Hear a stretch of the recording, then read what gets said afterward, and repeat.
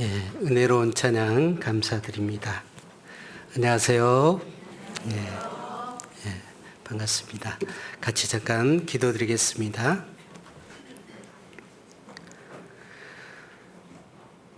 은혜와 사랑이 충만하신 거룩하고 자비하신 살아계신 아버지 하나님, 저에게 생명과 호흡과 만물을 허락하시고 또 우리의 생사복을 주관하시는 하나님, 특별히 저에게 영생의 소망을 허락해 주시고 영원한 주님 나라의 소망을 얻게 하심에 감사합니다. 우리의 짧은 생애지만 주님께서 변함없는 은혜와 사랑으로 영육간에 필요한 것들로 채워주시고 함께해 주시는 것 너무나 감사드립니다. 특별히 주님의 교회 가운데 거하며 받은 은혜와 사랑을 보답하고 또 주님께서 이루신 귀한 복음을 함께 전할 수 있는 기회 주신 것 너무나 감사합니다. 주님의 귀한 사랑을 받은 나주교회 우리 형제 자매님들, 오늘 주님의 이름으로 또 저희들 함께 모였습니다. 우리 가운데 행하시는 주님의 역사하심을 늘 저희들 경험합니다. 주님께서 이 시간에도 함께 해주시고 도와주셔서 말씀을 통해서 교훈받고 또 행하는 가운데 주님께서 우리에게 주시고자 하는 귀한 축복을 모두 다 얻을 수 있도록 도와주시기를 원합니다. 교회적으로 진행되고 있는 건축 가운데도 주님께서 앞서 행해 주시고 도와주시는 것 너무나 감사합니다.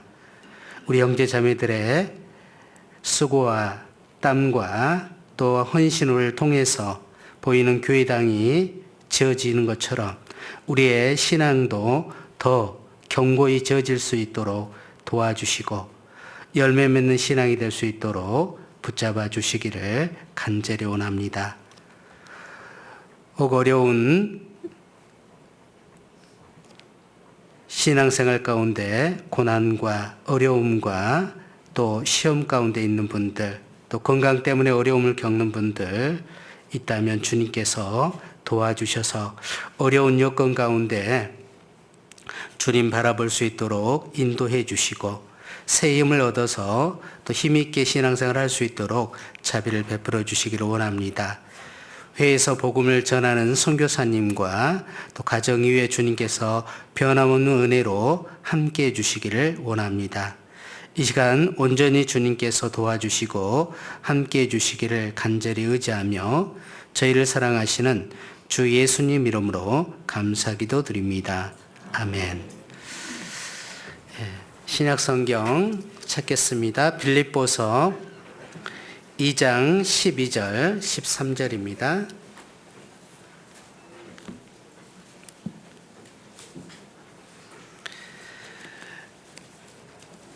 신약성경 빌립보서 2장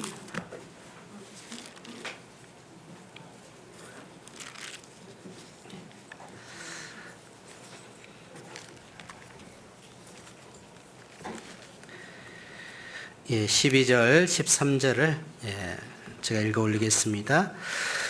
그러므로 나의 사랑하는 자들아, 너희가 나 있을 때뿐 아니라 더욱 지금 나 없을 때에도 항상 복종하여 두렵고 떨림으로 너희 구원을 이루라.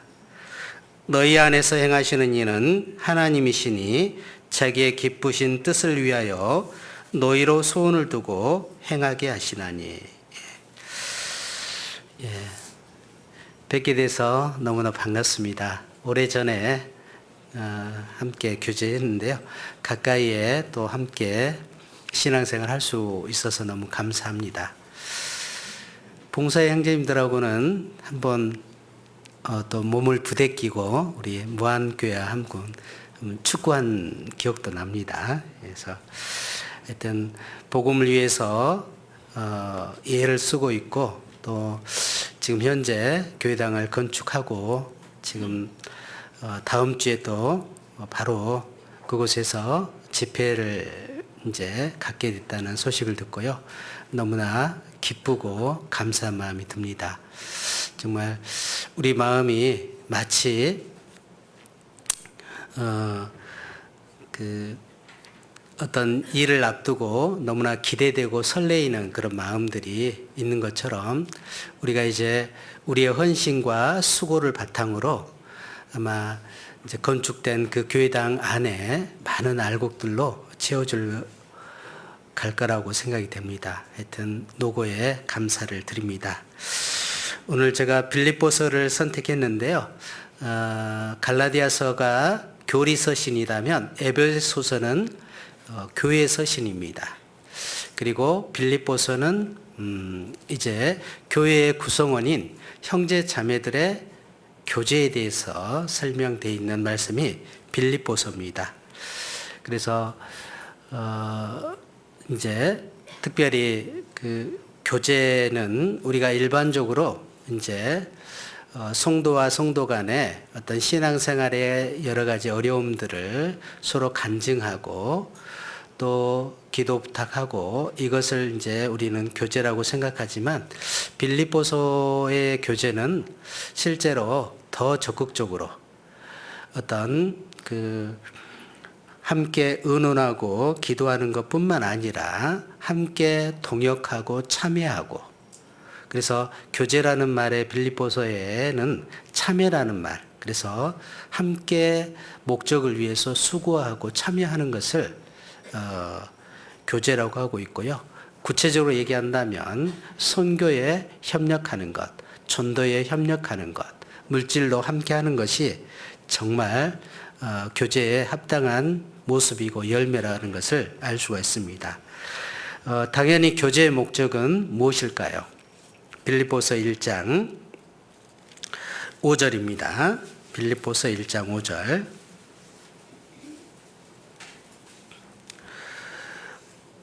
(5절) (6절) 제가 읽겠습니다. 첫날부터 이제까지 복음에서 너희가 교제함을 인함이라.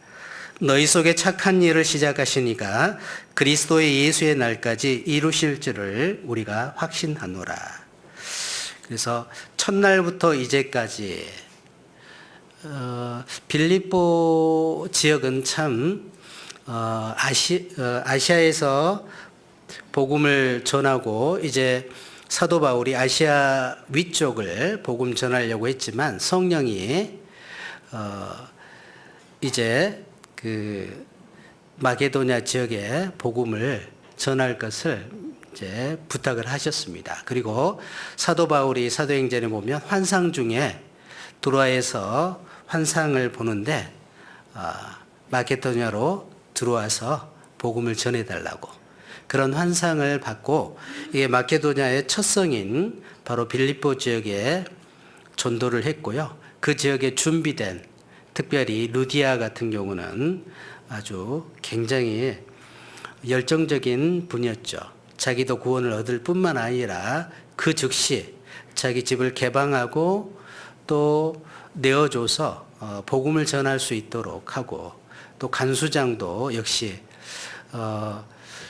그 하나님의 큰 이적 가운데서 옥문이 열리고 죄수들이 달아난 줄 알았는데 사도 바울과 실라와 동역자들이 그대로 있는 모습, 그리고 어떻게 해야지 구원을 얻느냐, 바로 그 즉시 이제 복음을 듣게 되고 또 가족들뿐만 아니라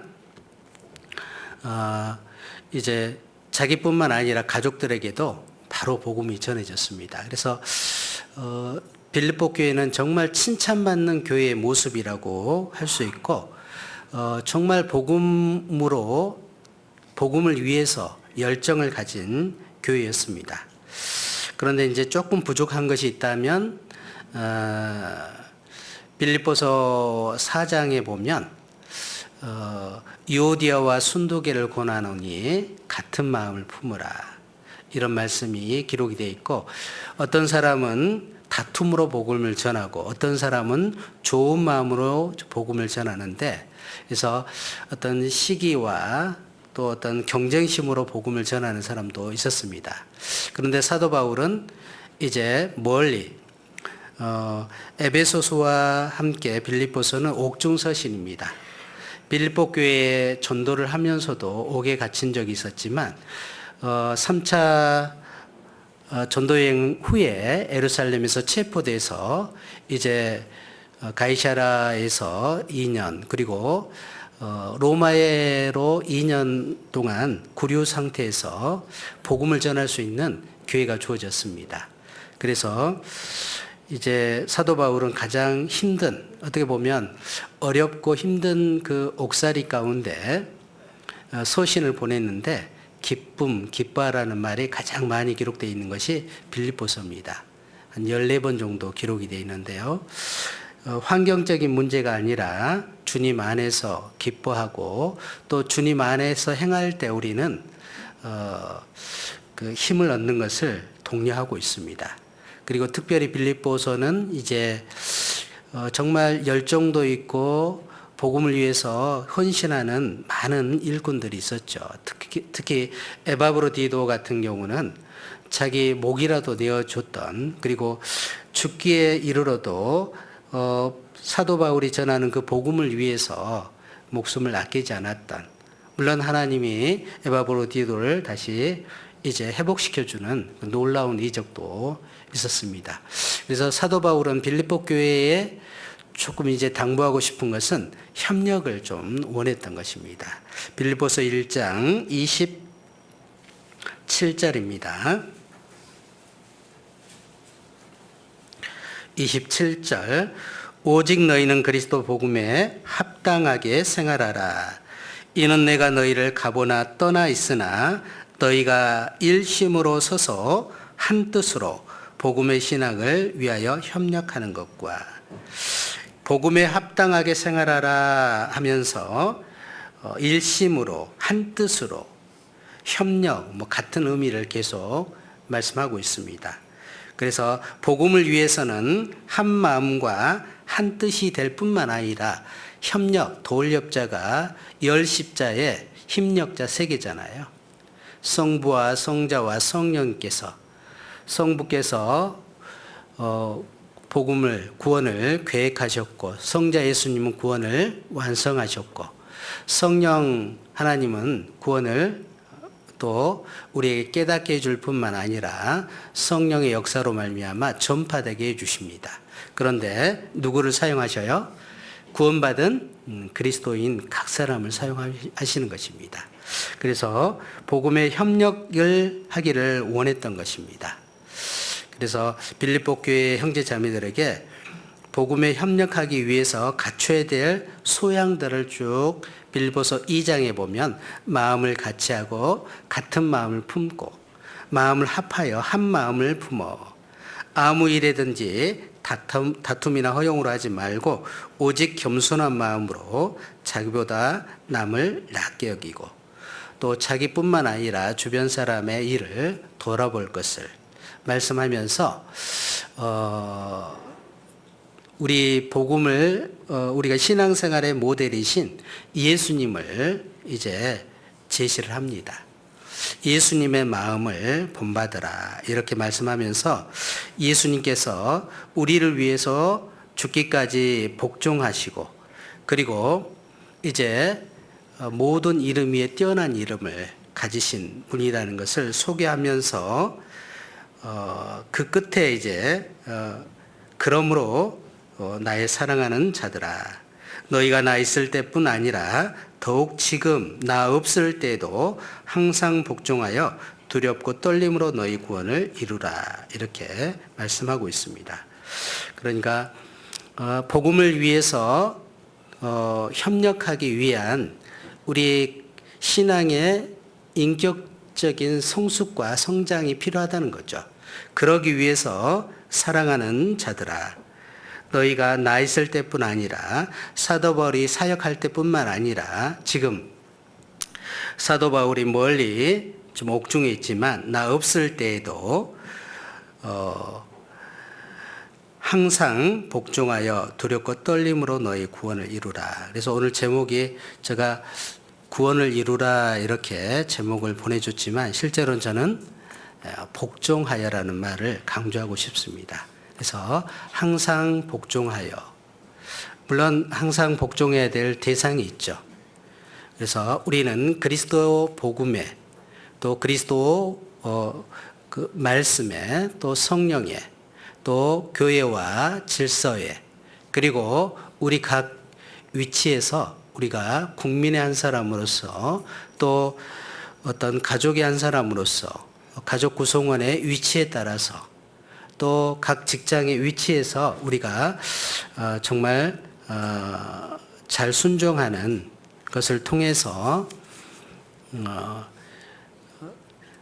소망에 관한 이유를 묻는 자들에게 대답할 것을 예비할 수 있는, 그래서 정말 주변 사람들에게 갈증을 유발하게 하고 또 정말 하나님에 대해서 궁금하게 하고 해서 정말 복음을 전할 수 있는 도구로 우리가 사용될 거라고 생각이 됩니다.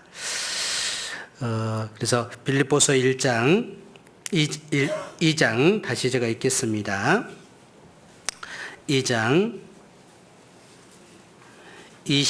12절입니다. 그러므로 나의 사랑하는 자들아, 너희가 나 있을 때뿐 아니라 더욱 지금 나 없을 때도 항상 복종하여 두렵고 떨림으로 너희 구원을 이루라. 그래서 구원을 이루라 그랬습니다. 물론 이제 우리가 수양에도 우리가 다녀오고 했는데요. 구원의 성경의 구원에 대해서 세 가지 정도가 기록이 되어 있죠. 우리 신앙의 단계는 아니지만 세 가지 모습이 있습니다. 마가복음 4장에 싹 그리고 이삭 충실한 곡식으로 표현되어 있는데 우리가 구원에 대해서 성경에 이제 그 말씀을 기록하고 있는데 영혼 구원과 또 생활의 변화, 성화라고 하는데 생활 구원, 그리고 이제 주님이 오시면 우리를 데리고 가는 그다음 몸의 구원, 부활이죠. 이 세 가지가 성경에 기록이 되어 있습니다. 그래서 간단하게 좀 설명을 드린다면 영혼 구원은 이제 과거에 주님께서 우리를 이미 구원해 주신 그 사건이기 때문에 과거형으로 기록이 되어 있습니다. 그래서 구원을 받았다 이렇게 표현되어 있고, 믿음으로 구원을 받고 또 죄의 형벌로부터, 그래서 에베소서 2장에 보면 너희가 그 은혜를 인하여 믿음으로 말미암아 구원을 얻었나니, 완료형으로 기록이 되어 있죠. 그래서 이것이 너희에게 난 것이 아니오 하나님의 선물이라, 은혜로 됐다는 것을 알 수가 있습니다. 그래서 영혼 구원은 특별히 주님께서 이루신 일이고 성경대로 또 예수님 피로 우리는 구원받았고 또 믿음으로 단번에 구원받습니다. 그 선물이고 은혜라고 얘기했죠. 그리고 성령의 도우심으로 우리가 영혼 구원은 받습니다. 영혼 구원 받은 사람이 이제 주님 앞에 신앙생활 하다가 주님이 오시면 우리 몸이 변화되는데 우리의 낮은 몸이 이제 주님의 영광스러운 몸의 형체와 같이 변케 됩니다. 변화라고 할 수 있죠. 그래서 성경에 우리 몸이 부활할 것에 대해서 여러 가지로 설명되어 있습니다. 그래서 구원받은 사람이 주님의 사랑을 깨닫고 이미 그 주님 부르심을 받아서 돌아가신 분들도 예수님이 오시면 어떻게 될까요? 영혼은 이미 하나님 앞에 가 계시지만 몸도 부활시키죠. 그러면서 부활이 없다고 하는 사람들에게 설명하는데, 너희가 씨를 심는데 장래의 형체를 심느냐 아니면 그 씨앗을 심느냐. 씨나 알갱이 뿐이지만은 그것이 각 종자에게 형체를 주신다. 그래서 이렇게 아주 씨를 하나 심었을 뿐인데 아름다운 꽃이 나는 것처럼 그리스도인들도, 우리 몸도 구원받은 사람은 이제 주님 오시면 변화된다. 그리고 살아있는 사람은, 마치 거듭난 사람은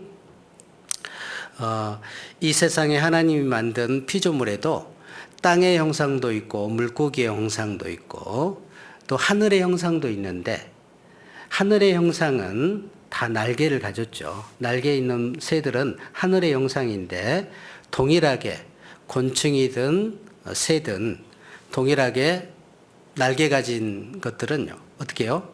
2번 이상 태어나잖아요. 그래서 벌레로 태어났지만 고치를 틀고 나오면 나비가 되고, 또 잠자리가 되고, 또 매미가 되고, 새도 알로 한번 태어나지만 엄마의 사랑을 딱 품으면 이제 그 알에서 깨어나잖아요. 그래서 사람도 거듭나면 천국의 소망을 얻고 살아갈 것을, 우리 몸이 변화될 것을 여러 가지로 표현하고 있습니다. 그래서 주님 오시면 우리의 낮은 몸이 주님의 영광스러운 몸의 형체와 같이 바뀌죠. 보라, 내가 이 비밀을 말하노니 마지막 나팔에 순식간에 호련히 변하리라. 나팔 소리가 나매 죽은 자들이 썩지 아니할 것으로 살고 우리도 변화하리라. 그래서 우리 변화될 것을 말씀하고 있습니다. 그래서 몸이 변화되고 되는 것은, 구원받은 사람은 다 주님이 불러주시죠. 그런데 이제 이 땅에 우리가 어떻게 생활했느냐에 따라서 주님 앞에 섰을 때 영광이 다릅니다. 그래서 주님께서 초림하시는 예수님은 이 땅에서 철저하게 순종하시는 삶을 살았어요. 얼마나? 사실은 예수님을 설명할 때 그 소재로도 표현하잖아요. 예수님은 자기 형체를 가지지 않는, 완전히 하나님께 드려지기 위해서 전생애가 하나님의 말씀이 육신이 돼서 오셨습니다. 완전히 말씀 앞에 자신의 생애가 부서진 거죠. 그래서 고운 소재를 하나님께 드려졌는데, 예수님이 온전한 순종을 얘기합니다.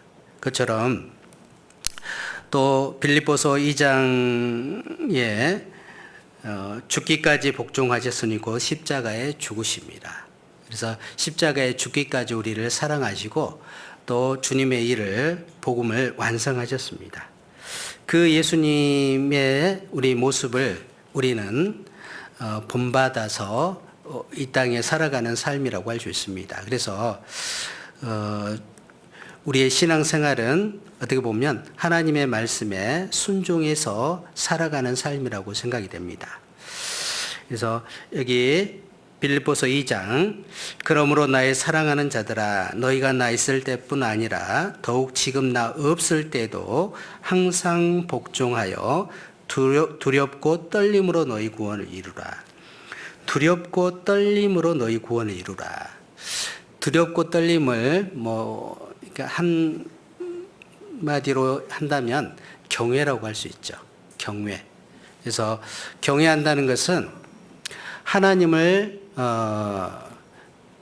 존경하고 또 사랑하는 마음입니다. 그리고 또 하나님의 뜻에 순종하는 거죠. 마음 깊숙이 해서 하나님을 사랑하고 존경하고 또 그분이 우리에게 원하는 그 뜻을 순종해 살아가는 것이 경외라고 할 수 있죠. 마치 아들이 아버지를 경외하는 것처럼 우리도 주님께서 천사를 만든 목적은 일꾼으로 만들었지만 사람을 만든 목적 뭐예요? 가족으로 영원한 천국에서 함께 살기 위해서 만들었습니다. 그렇기 때문에, 그런데 문제는 우리가 이제 에덴 동산에서 아담 안에서 우리는 어떻게 보면 마귀에게 유괴당한 것하고 같은 거죠. 죄에 사로잡혀서 죄와 심판과 지옥의 올무 가운데 영원한 마귀와 그 사자들을 위해서 예비된 영영한 불에 들어갈 수밖에 없었죠. 그런데 그 죄의 고리를 끊기 위해서 예수님이 오셨고 죄를 없이 하시고 우리를 이제 아들을 삼아 주신 겁니다. 그래서 주님께서는 이 땅에서도 아들처럼 대우해 주시고 영원한 천국에서 또 상속자로서 또 영광을 주시기를 원하십니다. 부활하신 예수님은 마다들로 하나님 우편에 가 계시죠. 그리고 우리도요. 하나님 우편은 사실은 우리 그리스도인들이 가야 되는 자리입니다. 그래서 왕의 옆에는 왕의 가족들이 앉는 곳이잖아요. 왕비와 자녀들이 앉는 것처럼 우리가 천국에서 주님 앞에 서면 그 자리는 우리가 가게 되는 것입니다. 그래서 그 자리에 가기까지 주님께서는 이 땅에 우리의 신앙생활을 정말 주님의 뜻에 잘 순종하면서 살아가기를 원하는 것입니다. 우리 성경 하나 보시겠습니다. 베드로전서 1장 17절입니다.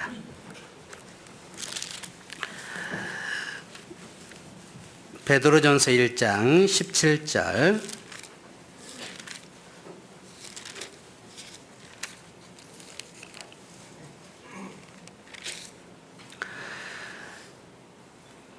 베드로전서 1장 17절입니다. 외모로 보지 않고 각 사람의 행위대로 판단하시는 자를 너희가 아버지라 부른즉 너희의 나그네로 있을 때를 두려움으로 지내라. 외모로 보지 않고, 사람은 외모로 보지만 하나님은 중심을 보시고 우리의 심령을 감찰하십니다. 사람은 자기 보기에는 깨끗하지만 하나님은 심령을 감찰하시고 자기 보기에 정직해도 사람은 우리의 심령을 보시는 것입니다. 사람의 보는 것과 하나님의 보는 것이 다르죠. 그래서 외모로 보지 않고 겉을 보지 않고 각 사람의 행위대로 판단하시는 자를 아버지라 부른즉 너희의 나그네로 있을 때를 두려움으로 지내라. 그렇죠. 집에도 아버지가 계시고 어머니가 계시죠. 요즘은 이제 아버지와 어머니의 선이 좀 흐려지지만 제가 어렸을 때만 해도 이제 잘못하고 학교 가다가 중간땡이 한다고 하죠. 그거 하면요, 아버지한테 혼나고 집에서 쫓겨난 기억이 많아요. 그래서 아버지 그러면 매맞은 기억과 혼난 기억이 많아요. 어머니, 할머니 그러면 좀 이렇게 사랑을 베풀어주고 맛있는 것을 이렇게 주고 했던 그런 기억이 납니다. 어쨌든 아버지는 이제 어떻게 보면 하나님, 그 아버지는 사랑이 있지만 표현되지 않는 감춰진 사랑들이 많죠. 그래서 어떻게 보면 그래서 이제 우리가 아버지 그러면 좀 두려운 어떤 그런 마음이 있습니다. 그래서 특별히 이제 성경에서는 하나님을 아바 아버지라 이렇게도 표현하고 있습니다. 구원을 딱 받으면 제 용서해 주어서 하나님과 우리 사이에 죄가 하나도 없기 때문에 하나님이 아바 아버지다. 아바라는 말이 아빠라는 말이거든요. 아빠. 예. 누가 아빠라고 해요? 큰 애들은 보통 아빠 안 그러죠. 예? 아버지, 아버님. 또 우리 교회 초등부 아이는 꼭 자기 아버지, 어머님, 아버님 이렇게 얘기하는데 보통은 이제 초등학생들이 엄마, 아빠 그러기도 하고 아빠 그럽니다. 그래서 저도 그 딸을 이제 둘째 딸을 낳았는데 말을 배우잖아요. 말을 배우는데 사자성어를 하더라고. 사자성어 들어보셨어요? 아빠 좋아 이렇게 얘기하더라고요. 엄마 좋아 그러면 응 아빠 좋아. 그래서 제가 그 사랑 고백을 받고 지금까지도 이제 키우고 있는데요. 어쨌든 그 아빠 어렸을 때 그 딸들이 아빠를 부를 때 참 너무 친밀한 관계잖아요. 이제 그런 우리가 죄 용서받고 하나님과 우리가 예수님 안에서 그렇게 가까워졌죠. 그러나 또 어떤 면에서는 또 우리가 신앙생활에 하나님 보시기에 합당치 못한 또 변화되지 않는 또 마땅히 해야 될 것들을 못한다면 또 아버지라는 이름은 또 공의적인 모습이 있습니다. 그래서 베드로전서 1장에서 얘기하는 그 아버지는 어떻게 보면 우리의 모든 그 신앙을 살피시고 또 교정하시는 아버지로 표현되어 있는 겁니다. 그래서 외모로 보지 않고 각 사람의 행위대로 판단하시는 자를 너희가 아버지라 부른즉 너희의 나그네로 있을 때를 두려움으로 지내라. 사도 바울은 인생을 나그네라고 표현하고 있잖아요. 그래서 이 세상에 헛된 것, 없어질 것, 어떤 또 없어질 세상의 소욕들, 그런 것에 마음이 머물기를 원하지 않습니다. 이제 이곳에 뭐 투자하지 않잖아요. 이 교회당에 투자해요, 안 해요? 투자 안 해요. 왜요? 이사 갈 곳이 돼 있잖아요. 그럼 뭘 사더라도 어떻게 해요? 거기에 지금 신축 교회당에 쓸 것들을 준비하고 사는 거잖아요. 우리도 어떻게 보면 이사할 준비를 하는 겁니다. 주님 앞에 이제 영원한 천국에 이사할 준비를 하는 거죠. 그런데 만약에 이 세상에 안주하고 헛된 것, 죄에, 숨은 죄에, 어두운 일에 우리가 참여한다면 부끄러운 일이고, 그렇기 때문에 하나님이 자기를 살피고 그런 부끄러운 일을 이제 멀리할 것을 권면하시는 것입니다. 우리 히브리서도 한 장 보시겠습니다. 아버지라는 말이 나왔으니까요. 히브리서 5장 12장 5절입니다. 히브리서 12장 5절 잘 아시는 말씀이죠.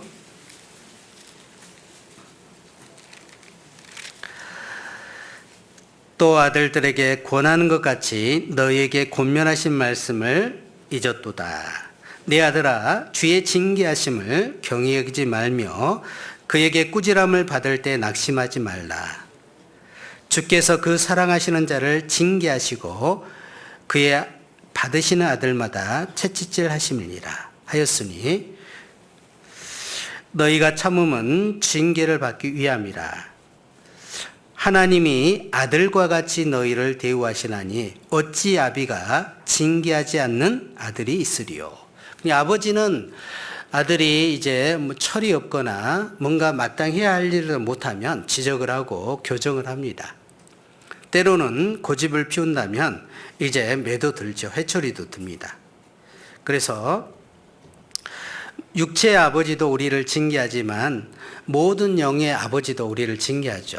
그래서 우리가 징계하지 않는 아버지는 없죠. 그래서 징계는 다 받지만 징계가 없다면 사생자일 겁니다.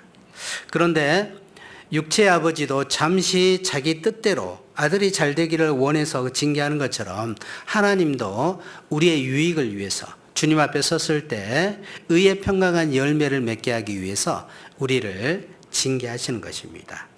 그래서 징계가 목적이 아니라 주님은 우리가 영원히 잘 되기를 원합니다. 우리 부모님은 우리에게 뭘 잘 되기를 원했습니까? 한 3, 40년의 행복을 위해서 공부해라. 공부해라. 그랬죠. 그러나 주님은 우리 영원한 미래, 영광스러운 미래를 위해서요. 정말 성경을 가까이 하기를 원하고 또 순종해서 영원한 복을 얻기를 원하시는 것입니다. 그래서 우리 시대에 이제 뭐 복종, 순종 이런 것들이 제일 싫어하는 단어예요. 우리 시대는 뭘 원해요? 평등, 자유, 이런 것들을 원하지 뭐 순종하거나 복종하라 그러면 전근대적인 생각이라고 생각합니다. 아주 싫어하죠. 그래서 그렇지만 우리 신앙인들은 예나 지금이나 진리는 변하지 않습니다. 제가 복종이라는 단어를 사전에 찾아봤더니 남의 명령이나 의사를 그대로 따라 행함, 이걸 이렇게 돼 있더라고요.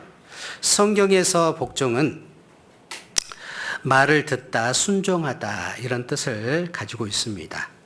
어쨌든 순종보다 복종의 의미가 훨씬 더 강하고 또 명령에 대한 그 전적인 순종을 얘기하고 있고, 특히 국가에 대해서 국가나 또 군인 사이에서 복종이라는 말을 많이 씁니다. 계급 사이에서요. 그래서 우리 시대는 뭐 어떻게 보면 국가라는 개념들이 많이 흐려지고 또 이런 것들이 흐려지는데, 우리가 일제강점기에 독립운동을 했던 많은 분들이 있었잖아요. 그 독립운동가 중에 한용운이라는 분이 계셨습니다. 물론 이제 그분은 그 독립운동에 위해서 이렇게 했는데, 그분이 이제 그 님의 침묵이라는 그 시 안에 이렇게 복종이라는 시를 하나 넣는데요. 제가 한번 읽어보겠습니다. 남들은 자유를 사랑한다지만은 나는 복종을 좋아하여요.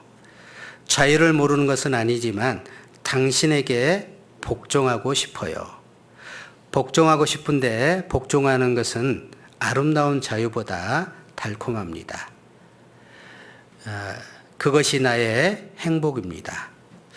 그러나 당신이 나더러 다른 사람을 복종하라면 그것만은 복종할 수가 없습니다. 다른 사람을 복종하려면 당신에게 복종할 수가 없는 까닭입니다. 물론 그 한용운에게 당신은 누구일까요? 사춘기에 만난 이성일까요? 예. 아마 뭐 여러 가지 그 님이 한용운의 님이 누구냐? 절대자이기도 하지만 아마 지금 일제강점기에 한용운 씨가 그 님이었고 당신이라고 지칭했던 것은 아마 국가였을 겁니다. 나라의 독립이었을 겁니다. 그래서 일제강점기에 일제는 창시 개명을 하고 정말 일제에 순종하라고 복종하라고 하지만 그것은 할 수가 없었던 거죠. 조선의 독립을 위해서 그것만은 할 수 없었던 거죠. 사람이 두 주인을 섬길 수 없죠. 두 나라를 섬길 수 없는 것이 당연합니다. 자, 그리스도인들도 마찬가지예요. 두 왕을 섬길 수 없어요. 두 나라를 섬길 수 없습니다. 그렇죠? 특히 우리가 물질과 신앙생활을 또 하나님을 대조한 한 말씀 중에 사람이 두 주인을 섬길 수 없다. 예. 그런데 어떻게 보면 땅에 있는 그 물질을 더 중요하게 여겨서 하나님을 소홀히 하는 그런 일이 있을 수 있다는 거죠.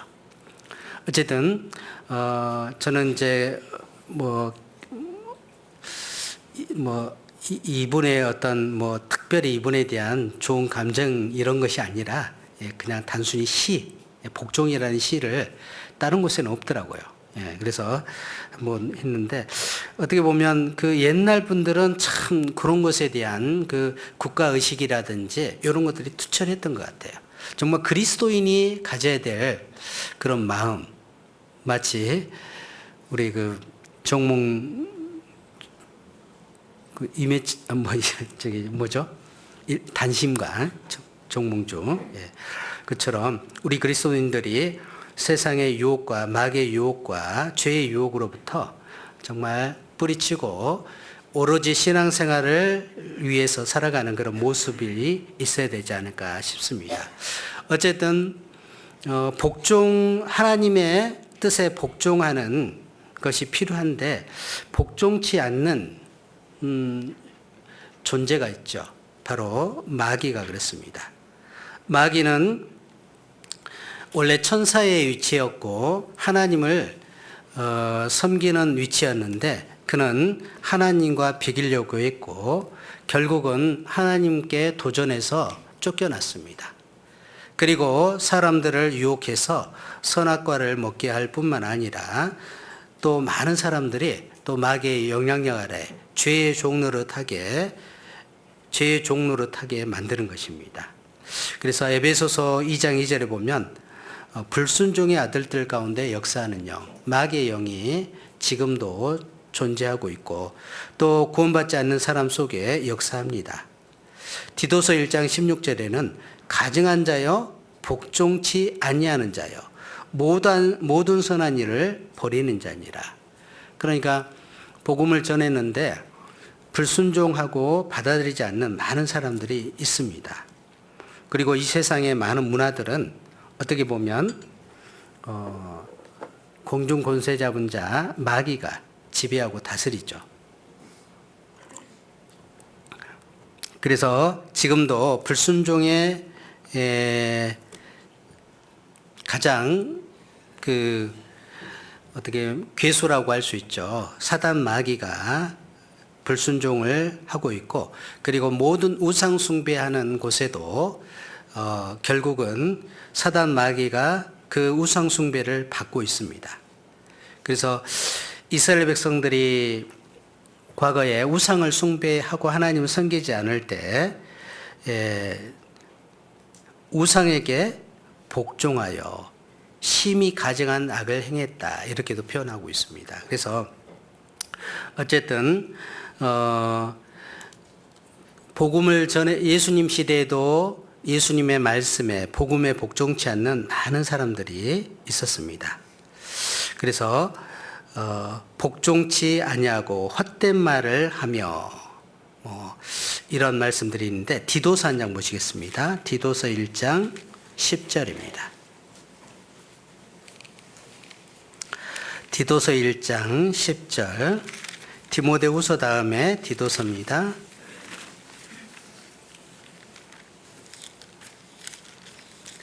디도서 1장 10절입니다.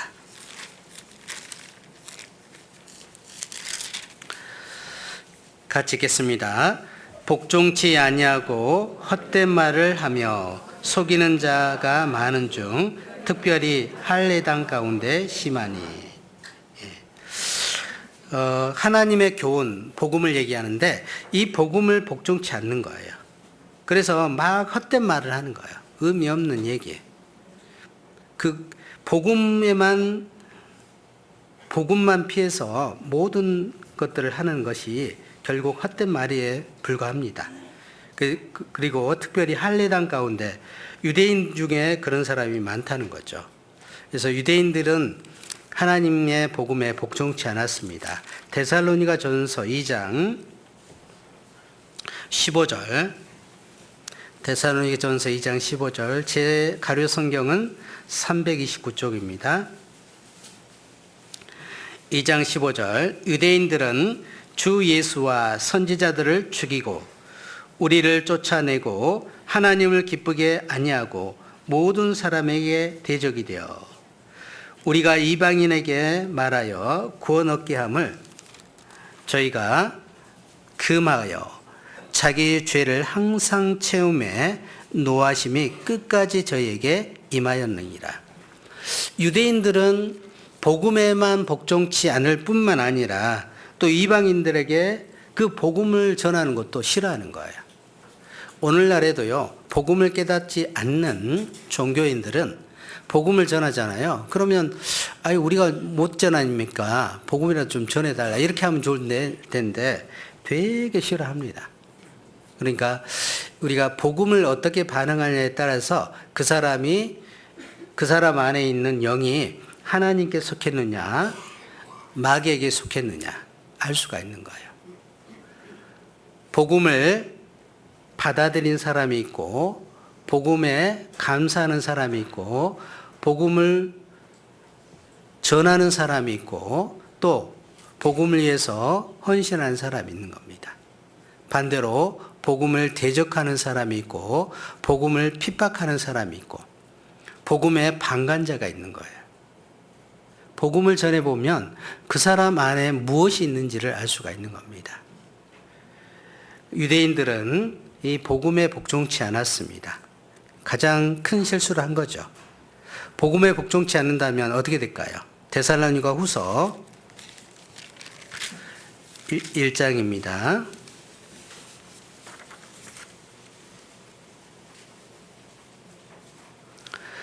8절 9절입니다. 하나님을 모르는 자들과 우리 주 예수의 복음에 복종치 않는 자들에게, 어떤 사람들에게요? 우리 주 예수의 복음에 복종치 않는 자들에게 형벌을 주시리니 이런 자들이 주의 얼굴과 그의 힘의 영광을 떠나 영원한 멸망의 형벌을 받으리로다. 그래서 복음에 복종치 않는 사람들이 결국은 영원한, 마귀가 가는 영원한 심판을 받게 되는 것입니다. 그래서 우리가 이제 복종하는 것은 하나님의 그 복음에 복종한 것입니다. 주님과 복음에 복종한 거죠. 베드로전서 1장 22절에 너희가 진리를 순종하여 너희 영혼을 깨끗하게 하여 거짓이 없이 형제를 사랑하기에 이르렀으니, 우리가 진리를 순종함으로 너희 영혼이 깨끗하게 하여 거짓이 없이 형제를 사랑하기에 이르렀다. 바로 구원받은 사람은 주님을 사랑하죠. 그리고 구원받은 형제 자매를 사랑하고 또 우리를 핍박하는 영혼까지 사랑하는 그런 마음이 있는 겁니다. 어쨌든 우리가 진리를 순종함으로 구원을 얻는 겁니다. 그래서 이 복음이 전해질 때 우리가 전도집회의 말씀을 쭉 듣는다면요, 우리 생각과 그 하나님을 대적했던 그 생각들이 다 굴복되잖아요. 굴복돼서 결국 복음에 순종하는 것입니다. 고린도후서 10장도 한번 보시겠습니다. 고린도후서 10장 5절 6절입니다.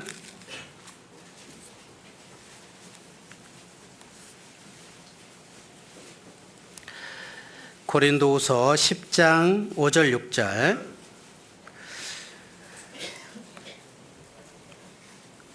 모든 이론을 파하며 하나님 아는 것을 대적하여 높아진 것을 다 파하고 모든 생각을 사로잡아 그리스도에게 복종케 하니.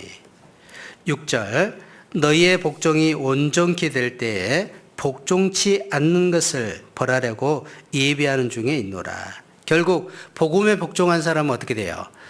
복음을 받아들이고 영원한 천국을 갑니다. 뿐만 아니라 이 땅에서 너와 내 집이 구원을 얻으리라 하는 말씀대로 우리가 복음을 위해서 함께 살 때 또 많은 가족들이 함께 천국의 소망을 얻게 되죠. 반대로 복음에 복종치 않는 사람은 결국은 자기 영혼도 멸망받죠. 제가 이렇게 전도를 하다 보면 저 사람 전도하면 저 사람 뒤에 있는 가족들까지 쭉 보이는 거예요. 자녀들도 보이고 남편도 보이고. 그런데 이렇게 복음을 안 받으린 사람도 있습니다. 교회는 출석하는데 복음을 안 받으는 분도 있어요. 참 신기한 분도 있어요. 정말 그래서 이 담임 목사의 입장에서는 너무 답답해요. 왜? 믿음의 결국 영혼의 구원을 받아야 되는데 교회는 출석해요. 관계 때문에. 그런데 복음의 말씀 안 듣는 거예요. 그래서 뭐 희귀하지만 그런 분들도 가끔 계시는 거예요. 그러면 결국은 자기 교회에 자기가 속고 또 자기가 구원받으면 복음의 어떤 통로가 열리는데 그것을 딱 막고 있는 겁니다. 너무 마음 아픈 거죠. 그래도 뭐 죽기 전에라도 구원을 받으면 다행이지만 그렇지 못한다면 참 안타까운 일이라고 할 수 있습니다. 어쨌든 우리가 복음 앞에 나오면요, 우리의 생각들, 하나님을 대적하여 높아진 것들, 말씀을 대적하여 높아진 것들, 이런 것들이 다 파해지고 하나님의 복음에, 하나님의 사랑에 복종되는 거죠. 저는 개인적으로 주님의 사랑에 대해서 쭉 십자가에서 나를 위해서, 죄인인 나를 위해서 구원해 주셨다. 원수 되었을 때 구원해 주셨잖아요. 죄인 되었을 때 구원해 주셨잖아요. 그러니까 저는 복음을 깨닫기 전에요, 그 음지에 있죠. 겨울 음지에 깡깡 얼은 그런 마음이었거든요. 그러니까 누구에게도 마음을 주지 않는 그 아주 냉혈한 그런 사람인데, 이 복음을 딱 들으니까 이 봄에 눈이 녹고 얼음이 녹는 것처럼 제 마음이 녹아불더라고요. 이게 주님의 그 사랑의 온기에 마음이 녹아버리는 거죠. 그래서 우리가 주님 복음을 복종하면 정말 그 사랑에 우리가 감동이 되고 반응을 하게 되는 것입니다. 어쨌든 우리는 주님의 복음에 복종한 사람들이라고 할 수 있고, 특별히 빌립보서에 항상 복종하여, 이 말은 복음에 반응한 사람들, 구원받은 빌립보 교회 형제 자매들에게 하는 말씀이라고 할 수 있죠. 그래서 복음이 전해질 때마다 많은 사람들이 구원을 받아가는 것을 볼 수 있습니다. 그래서 사도행전 6장 7절에 보면 하나님의 말씀이 점점 왕성하여 예루살렘에 있는 제자의 수가 심히 많아지고 허다한 제사장들이 제사장의 무리도 이 도에 복종하니라. 그러니까 복음에 복종했다고 말씀하고 있습니다. 그래서 우리는 주님의 사랑에 무릎을 꿇고 복음에 복종된 그 사람들을 하나님께서 또 사용하십니다. 그래서 복음에 복종치 않는 사람은 결국 하나님이 아까 데살로니가 1장에 있는 말씀처럼 심판을 할 수밖에 없는 거죠.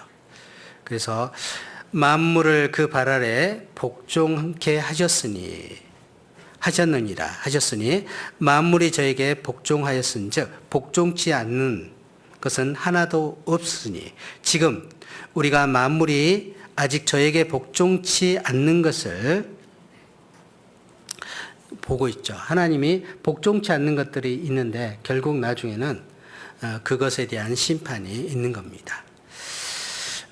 그리고 이제 복음에 복종하고 우리가 성령께 복종하죠. 빌립보서 2장 13절에는 너희 안에서 행하시는 이는 하나님이시니 자기의 기쁘신 뜻을 위하여 너희로 소원을 두고 행하게 하시나니, 자기의 기쁘신 뜻, 바로 성령의 기쁘신 뜻, 하나님의 기쁘신 뜻을 위해서 우리 안에 성령이 계셔서 소원을 두고 살아가기를 원하시는 것입니다.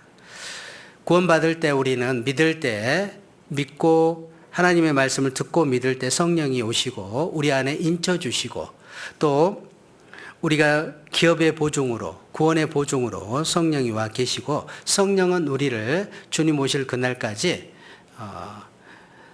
끝까지, 세상 끝날까지 우리와 함께 하셔서 동행하시는 것입니다. 그래서 우리를 주님 오실 그날까지 점점점 주님 인격으로 변화되고 성장할 수 있도록 성령께서 도와주시는 것입니다.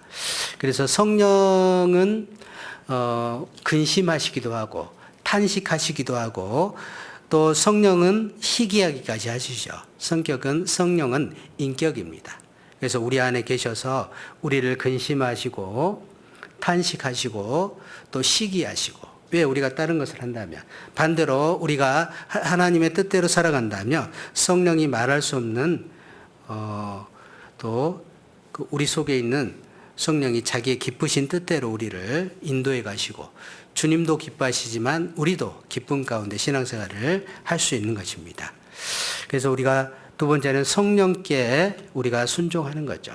그래서 우리가 순종하라, 복종하라 그러면 어감이 좀 안 좋고, 그래서 이렇게 좀 우리 시대는 그런 부분에 대해서 굉장히 좀 싫어하는 추세죠. 그런데 마지막 교회 시대가 그렇습니다. 우리 요한계시록 3장 한 장 보시겠습니다. 요한계시록 3장 17절입니다. 요한계시록 3장 14절입니다. 요한계시록 3장 14절. 라오디가 교회의 사자들에게 편지하기를, 아멘이시요 충성되고 참된 증인이시요 하나님의 창조의 근본이시니가 가라사대. 라오디게아의 교회는 덥지도 않고 뜨겁지도 않고 미지근한 교회죠. 라오디게아 교회는 나는 부자라, 나는 부자다, 부유한 것이 많다, 우리 시대에 너무나 풍부하죠.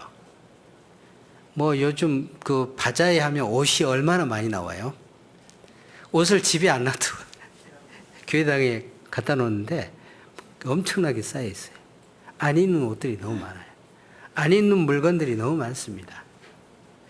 요즘은 뭐 물질 뭐 굉장히 많죠.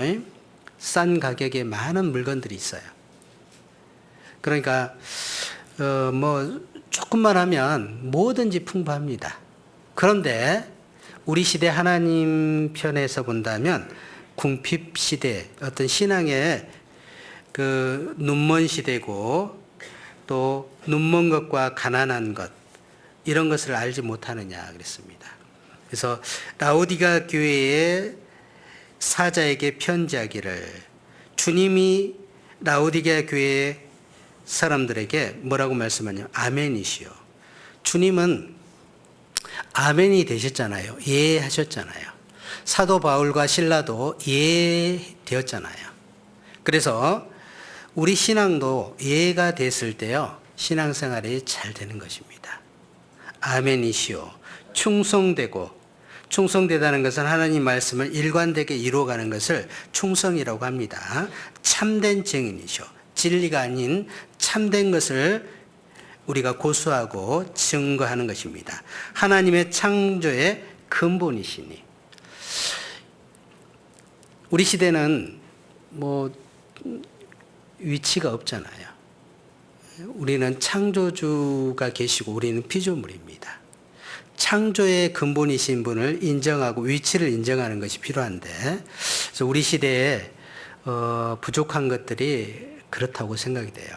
그래서 제가 이제 복음을 이렇게 전하면서 느끼는 것이 우리 다음 세대가 뭐 우리 대학생들이나 청년들이 힘있게 사는 모습들을 보면 너무나 정말 우리 미래가 밝다는 생각이 들어요. 그렇지만 이 세대의 어떤 현상들을 보면요. 답답해질 수밖에 없습니다. 교회 안에도 육신적인 것들이 들어오게 되면 편리한 것, 또 합리적인 것, 어떤 질서에 반항하는 것, 이런 것들이 이제 많아지죠. 그래서 참 이런 것들을 보면 좀 많이 안타까운 마음이 듭니다. 우리가 이제 물론 교회 안에 성령이 계시기 때문에 질서에 순종하는 것이 필요합니다. 히브리서 13장입니다. 17절. 히브리서 13장 17절.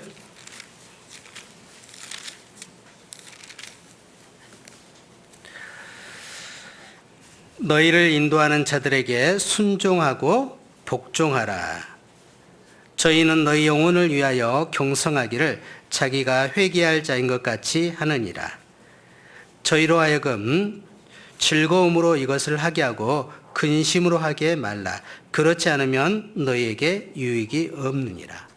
그래서 우리가 자녀들은 누구 말을 잘 들어야 될까요? 친구 말을 잘 들어야 될까요? 부모님 말씀을 잘 들어야 될까요? 부모님 말씀을 잘 들어야지 장래가 어떻게 보면 시행착오를 겪지 않고 어떤 일을 할 수 있을 겁니다. 그런데 사춘기 아이들 가운데 특별히 부모의 말을 들으면 듣기 싫은 무슨 물질이 나온대요. 그래가지고 두 마디 하면 싫은 거야. 예, 그런 마음들이 있는데 우리가 이제 훈련을 쭉 하는 가운데 이 세상에서 나보다 더 나를 사랑하는 분이 있다면 부모님이죠, 부모님. 그래서 우리가 자녀들은 부모의 말을 순종하는 것이 필요하죠. 학생들은 선생님 말씀을 잘 들어야지 좋은 성적이 나올 겁니다. 운동선수는 코치의 말을 잘 들어야지 좋은 어떤 폼이 완성이 되고 실력이 나올 겁니다. 그것처럼 우리 그리스도인들은 성령의 인도하심과 또 교회 안에 가르치심에 순종할 때 우리는 우리 신앙이 성장하고 또 주님 앞에 힘 있는 삶을 살아갈 수 있을 거라고 생각이 됩니다. 그래서 고린도전서 16장 16절에다 이 같은 자들과 또 함께 수고하는 모든 자에게 복종하라. 교회 일꾼들에게 우리가 복종하는 것이 필요합니다. 왜 복종이라는 말을 썼을까요? 우리 인체에도 자유근이 있어요. 내가 마음대로 사용할 수 있는 자율근이 있습니다. 그리고 완전히 자율근이 없는 불수의근이라고 하는데 자동적으로 뛰게 하는 근육이 있어요. 그래서 심장, 만약에 자율근을 썼다면 어떻게 될까요? 잠잘 때 심장 잊어버리고 안 뛰면 안 되잖아요. 그래서 아주 중요한 장기는 장기나 이렇게 심장이나 폐 이런 거 호흡을 해야 되잖아요. 그래서 자동으로 해놓은 거예요. 탁. 예. 그래서 시스템을 딱 해놓은 겁니다. 그래서 우리는 그래서 생명에 문제가 있기 때문에 그렇게 하는 거예요. 왜 하나님이 교회 우리가 신앙생활에 복종하게 하고 이렇게 하는 이유가 뭐냐? 사실은 영원한 생명과 관련되어 있기 때문에 그렇습니다. 우리가 신앙생활을 잘할 때 나를 통해서 주변의 영원한 생명들이 탄생할 수도 있고 그렇지 못할 수도 있는 거예요. 그래서 우리는 주님께 이제 우리가 순종하는 것들이 필요합니다. 만약에 이제 여러분들이 심부름을 누구에게 시킨다. 심부름 좀 어렵네요. 좀 와닿게 택배를 시킨다. 세 달 만에 오는 옛날에 중국에서 요즘 조금 더 빨라졌는데 중국에서 오는 값싼 택배가 있어요. 근데 문제는 몇 달 만에 와요? 요즘은 좀 땡겨졌습니다. 한 달 만에 오기도 하고 그런데. 그러니까 거기에다가는 아무리 싸도 시키고 싶지 않는 거예요. 어디에 시켜요? 쿠팡에. 쿠팡에 시키면 바로 오잖아요. 그래서 바로 옵니다. 그래서 빨리 좀 오는 거에 이제 택배를 조금 가격이 다르더라도 그렇게 시키게 되죠. 우리가 심부름을 하더라도 하문차사 이 사람에게 심부름하면 소식이 없어. 그 사람에게 심부름 못 시키죠. 그런데 하나님이 인류의 생명을, 누구의 생명을? 인류의 생명을 건져야 되는 그 일에 누구에게 부탁했어요? 예수님께 부탁했잖아요. 예수님은 그 순종을 부탁하신 그 말씀이 그대로 육신이 되어 명령이 그대로 몸이 돼서 그대로 수행하신 겁니다. 죽기까지 복종하였으니 곧 십자가에 죽으신 거예요. 예수님 시대에 많은 사람들이 있었지만 예수님 시대에 많은 사람이 있었지만 누구를 일꾼 삼을까요? 정말 그것을 그대로 행하는 사람에게를 일꾼을 시키는 겁니다. 사도 바울 같은 분, 베드로 같은 분. 사도 바울이 마가 요한 아시아에 복음 전하다가 힘드니까요 예루살렘에 돌아갔어요. 마가 요한 나중에 안 데리고 왔잖아요. 그런데 나중에 골로새서 4장에 보면 돌이킬 때 마가 요한을 다시 추천서를 쓰고 사용합니다. 어쨌든 주님께서는 인류를 구원하는 일에 누구를 사용하셨어요? 예수님을 사용했어요. 그러면 주 예수를 믿으라. 그래야면 너와 내 집이 구원을 얻으리라. 누구를 사용하실까요? 누구를 사용하면 가장 심부름을 잘할 것 같아요? 내 가족을 전도하는데. 제가 과거에 기억이라는 교회가 있었습니다. K교회가 있었는데 K교회에 A형 자매님이 계셨어요. 그분이 어떻게 얘기를 하냐면 수원에 우리 친척이 아는 언니가 있는데, 우리 언니가 있는데, 그 이웃집에 구원받은 우리 자매님이 이사 와가지고 그 가정을 전도했으면 좋겠다고. 저게 속에서 불이 나더라고. 소설을 써요, 소설을. 뭐, 그래갖고 언제 전도해야 되냐고.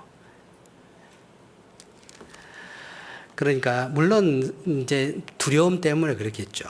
두렵고, 또 어떤 반대에 부딪히고, 또 내가 힘이 없기 때문에 그럴 수도 있다고 생각이 돼요. 그러나, 하나님은 모든 것이 가능하시고, 또 우리 시대에요. 기도 부탁만 하면요, 도와주려고 하는 형제 자매들이 벌떼처럼 있잖아요. 아예 수양의 장에서 막 살잖아요. 제가 수양회에서 자리 잡는 걸 봤는데, 문을 몇 시에 여냐면, 뭐 10시인가 열어요. 몇 시에 가냐면, 새벽에 출발해. 세상에, 나 운전수를 한번 갔어요. 한 2-3시간 동안 서 있어. 문도 안 열었는데. 그것도 이렇게 끼고, 딱 완장하고, 뭐 군인도 아니요. 짓고, 이래갖고 딱 던지려고. 그 이제 저도 갔는데 못 뛰겠더라고. 그래서 서서히 갔더니 자리 다 뺏기더라고. 그래서 나 굉장히 많이 소리 들었어요. 그 자리도 못 잡냐고. 물론 이제 우리 자매가 그랬는데, 왜 그러냐면 새 식구 좀 좋은 자리에 앉히기 위해서. 그렇게 계속 하면 안 되겠죠. 근데 이제 간절하니까 그런 것 같아요. 어쨌든 가족들을 누구에게 부탁하면 가장 효과가 좋겠어요. 하나님은 우리 가족을 전도하기 위해서는 나를 심부름꾼으로 부르시는 겁니다. 그래서 우리는 우리가 있는 위치에서 정말 복음을 위한 그 위치에서 우리가 잘하는 것이 필요합니다. 그래서 우리가 이제 국가의 국민으로서도 우리가 권세들에게 순종하는 것이 필요하고, 특별히 우리가 자녀들이 부모에게 순종하는 것은 당연하겠죠. 그렇지만 더 특별히 우리 시대는 아내가 남편에게 어떻게 하라고 그랬습니까? 순종하라고 그랬어요? 복종하라고 그랬어요? 순종할 때도 있지만요, 순종하기는 쉽지 않아요. 그런데 베드로전서 3장 6절에 보면, 사라가 아브라함을 주라 칭하여 복종한 것 같이 너희가 선을 행하고, 그래서 사라가 아브라함에게 복종한 것처럼, 그래서 남편들에게 복종하게 하라. 디도서에 보면 복종하게 하라. 그리고 또 직장의 종업원들은 주인에게 복종하는 것이 필요합니다. 제가 그 복종이라는 단어를 딱 치니까요, 제일 먼저 사용된 단어가 창세기 16장 9절입니다. 여호와의 사자가 그에게 이르되 내 여주인에게로 돌아가서 그 수하에 복종하라. 하가가 몸종이었잖아요. 그런데 아기를 낳으니까 주인을 무시했죠. 그래서 사라가 이제 군기를 잡으니까 쫓겨났습니다. 그래서 도망 나왔죠. 그 사라에게 천사가 나타나서 그 주인에게 복종하라 그랬죠. 우리 시대에는 뭐 그런 복종의 체계는 아니지만, 사실은 골로새서에 보면 종들아 모든 일에 육신의 상전들에게 순종하되 사람을 기쁘게 하는 자와 같이 눈가림만 하지 말고 오직 주를 두려워하고 성실한 마음으로 하라. 그래서 무엇을 하든지 죽게 하듯 하라. 왜? 주님께서 상을 주시기 때문에 그렇습니다. 그래서 우리는 서한들아 범사에 두려워하며 주인에게 순복하되 선하고 간용하는 자들에게만 아니라 또한 까다로운 자에게도 그리하라. 그래서 직장생활, 초년생, 대학생들이 직장생활 하다 보면요, 선배들이 얼마나 까다롭고 힘들고 어렵게 하는지 몰라요. 그런데 거기를 잘 견디면 어떻게 해요? 어떤 자매님이 전화가 왔어요. 너무 까다롭대요. 너무 텃세도 세고. 그래서 어쨌든 우리가 배운 대로 한번 잘해봅시다. 이렇게 했는데 보니까 그 곡을 잘 견디니까요. 요새 사람들이 그거 다 그만두고 가버리잖아요. 근데 2년도 안 됐는데 딱 팀장이 돼가지고요. 그래서 왜 그렇게 하냐면 테스트를 하는 거예요. 그래서 우리가 보든 안 보든 세상에서도 우리가 일터에서도 사장님에게 복종하는 게 아니라요. 그 일터에서 복음의 자리이기 때문에 주님께 우리가 복종하는 의미로 성실하게 우리가 그곳에서 어떤 직장 생활을 하거나 또 이렇게 하면요, 주님께서 도와주시는 겁니다. 그래서 우리가 믿는 위치에서도 순종하고 또 복종하는 것이 필요합니다. 그래서 신명기 한 장 보시겠습니다. 신명기 15장 16절.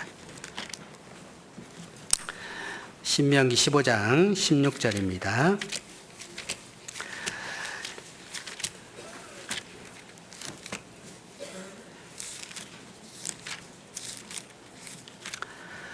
신명기 15장 16절 17절입니다. 종이 만일 너와 내 집을 사랑함으로 너와 동거하기를 좋게 여겨 내게 향하여 내가 주인을 떠나지 아니하겠노라 하거든. 17절 같이 읽겠습니다. 송곳을 취하여 그 귀에 문을 대고 뚫으라. 그리하면 그가 영영이 내 종이 되리라. 내 여종에게도 일례로 할지니라. 그래서 이제 종들을 이제 보내는데요. 어떤 종이 안 가는 거예요. 왜요?